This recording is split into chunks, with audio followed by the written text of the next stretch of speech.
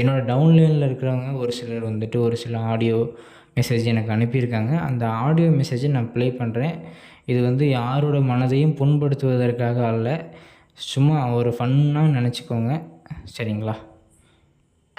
ஒரு ஒவ்வொரு மாசமும் ஒவ்வொரு மாதிரி பேசுகிற ஒரு கம்பெனியை நம்பி ஒரு ஆளை மட்டும் முகம் தெரியாத ஒரு ஆளை நம்பி 20,000 ரூபாய் இன்வெஸ்ட் பண்ண நான் ரெடியாக இல்லை.